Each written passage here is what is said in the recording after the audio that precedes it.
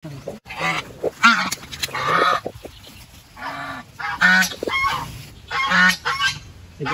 na kasi. Dalawa na sila.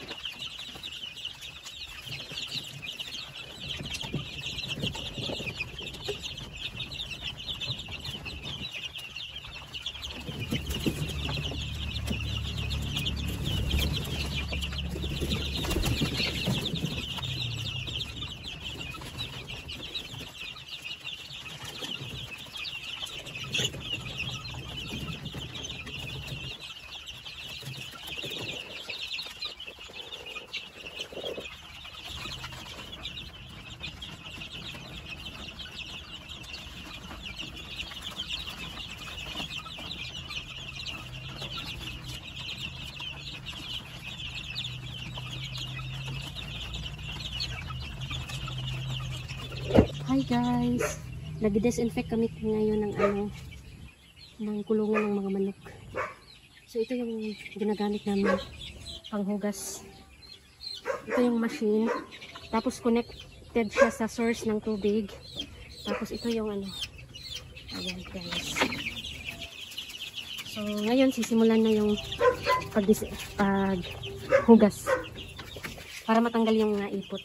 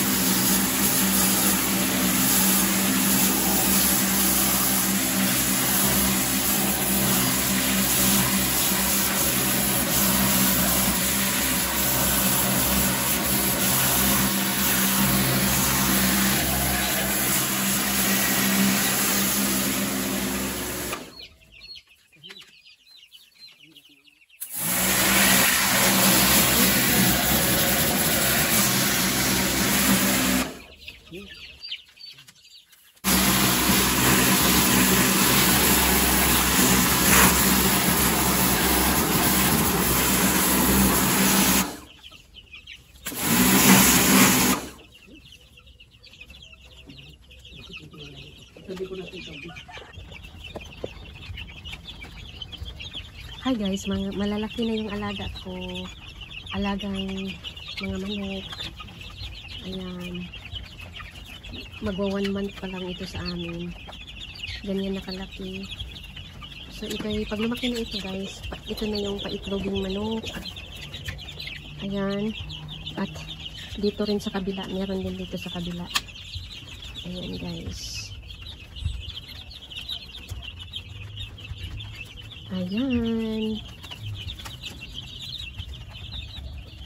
Kakatuwa na sila. At may pinapainom akong yung sulfur. Yan. Yan ang sulfur sa lagayan na yan. At yun naman ay Vitamin Pro. So vitamins at saka ito pang flushing sa mga problema sa bituka. Yan. Ayan, curious sila guys sa camera. Camera shy. Hindi sila camera shy. Ayan. Ayan. Ay. Ayan. Ay.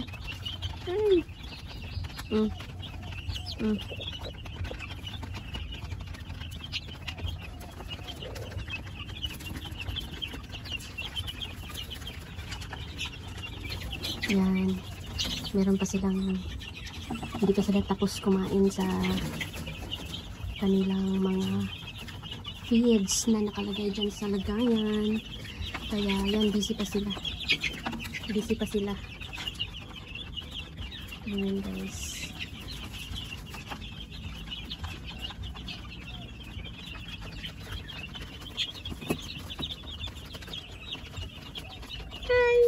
Uy, yala, natakot.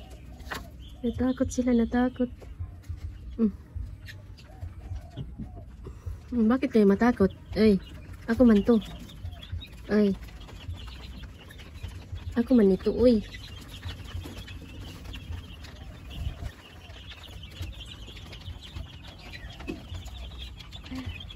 Ay, biyak nila.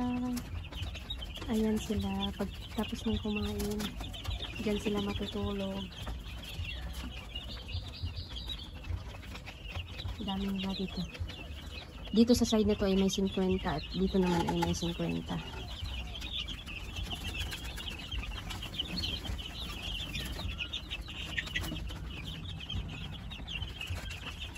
So sa pagpatuka naman ito, kailangan linisin muna yung yung lagayan ng feeds. So nililinis ko siya ng tubig saka tinataob. Pagkatapos saka ko lalagyan ng patuka.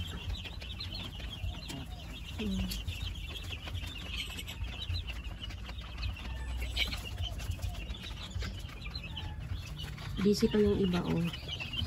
Sige pa rin ang kain.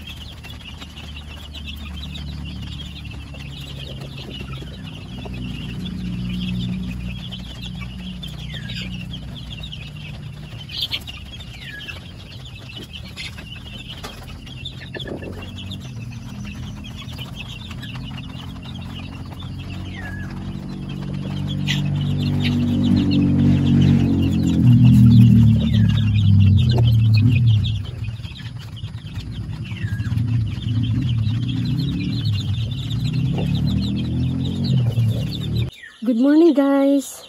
Mag-disinfect kami ng ng aming RTL cage. Kaya ito yung gamit namin guys. Major D. Itong isang sachet na ito is for 1 gallon na siya. So hinahati para sapat lang sa 2 litro lang siya. Ayan. So ito yung gamit na pang spray. Ayan.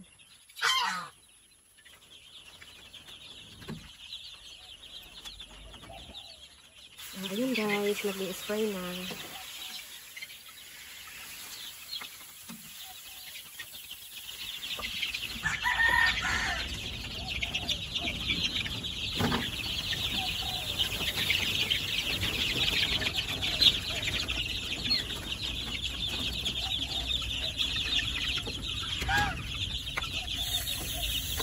So binobomba siya para magkaroon ng hangin, para maganda ang niya pag ina-spray.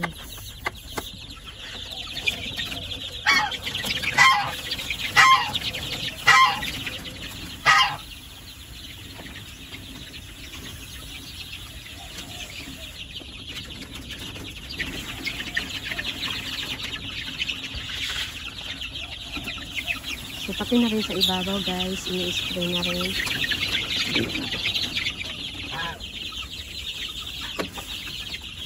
So, disinfectant siya para ma-disinfect yung manukan.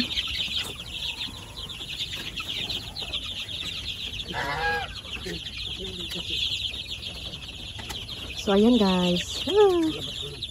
Sa labas naman. Ayan.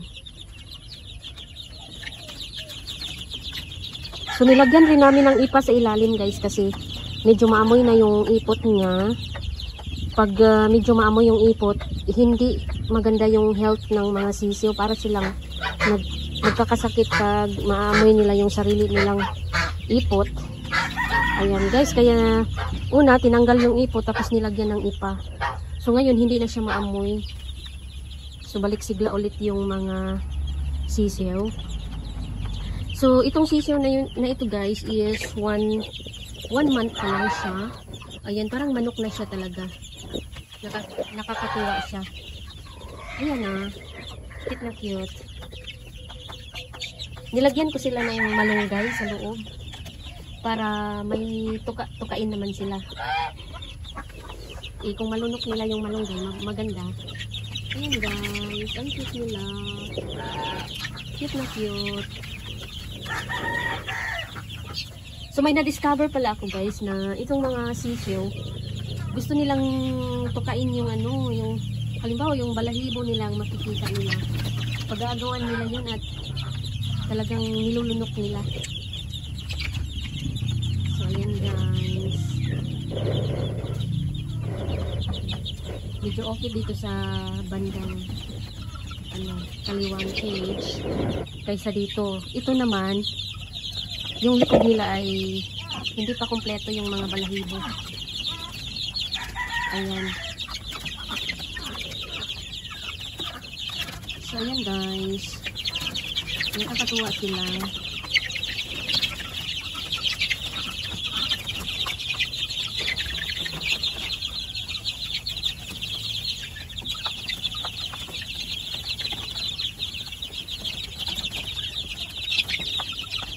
So pag lumaki-laki na naman sila, yung patukaan nila ilalabas na. Kasi hindi na sila lumulusot dito sa dito sa may siwang na to. Kaya ang patukaan ay nasa loob pa. Dahil pwede silang makalabas. Ayan, siguro mga 2 weeks pwede nang ilabas ang pakainan nila. Ayan guys, nakakatuwa. Medyo malaki na sila. Medyo malaki na sa isang buwan pa lang to. May 4 na buwan pang pakain para mangitlog na sila. So ayan, kailangan lang talaga na alagaan sila ng husto para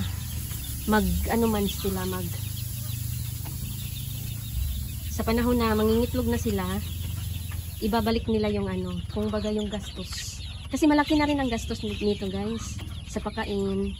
At saka per piraso nito is 60. Ayan. Kaya, ayan, medyo malusog-lusog naman sila.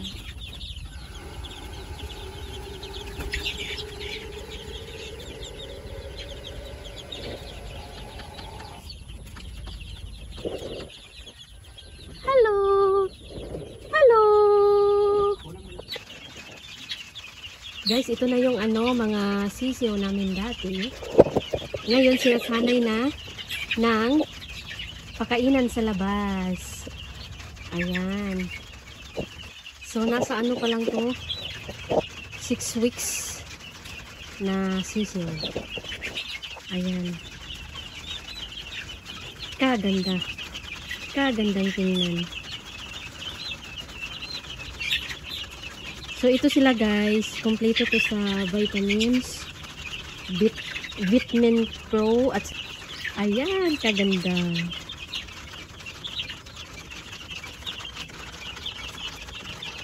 Kaganda. Kaganda. Malulusog. Thanks God, malulusog sila. Yung iba naman, nagpahinga na doon sa loob. Busog na. Ayan. Ay, agawan sila sa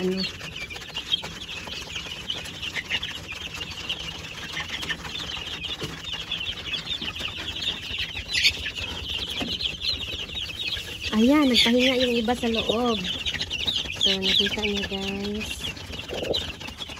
Ayan sila. Ayan sila.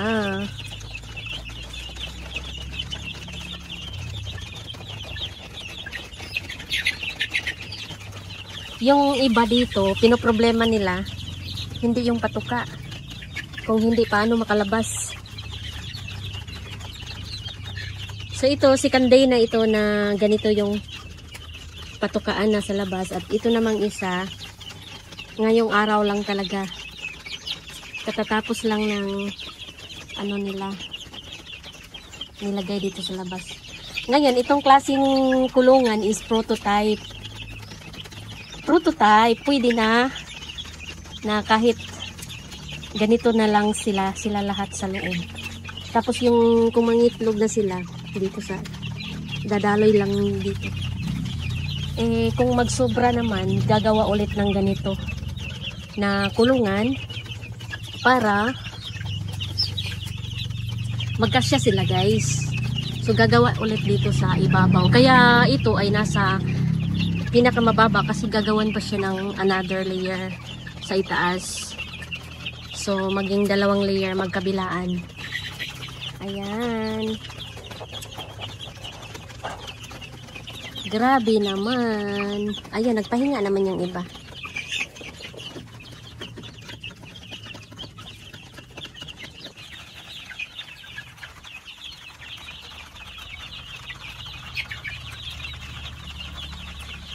Hi guys! Nandito ako sa aking manukan. Sisiwan pala. Kasi sisiw pa lang sila. So ito ay paitloging manok. 6 weeks pa lang siya. So another 3 months mahigit para ready to lay eggs na ang mga ito. So ayan.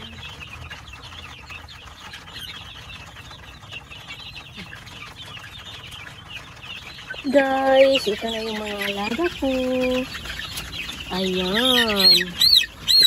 Ayan, naipit na yung isa. Kumain na sila.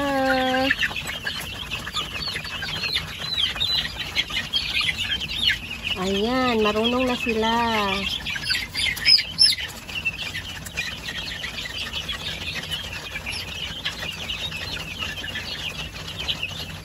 Ayan, marunong na sila. Marunong na silang kumain sa labas. Ayan guys.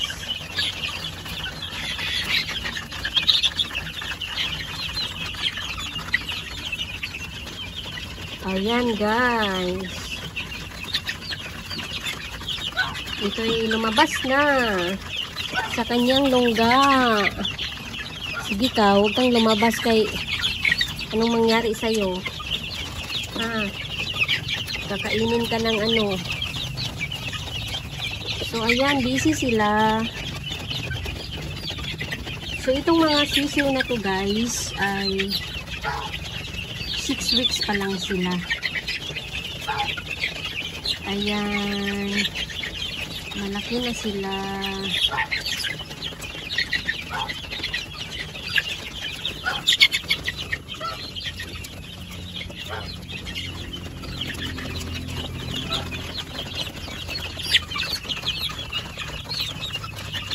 Nakakatuwa sila.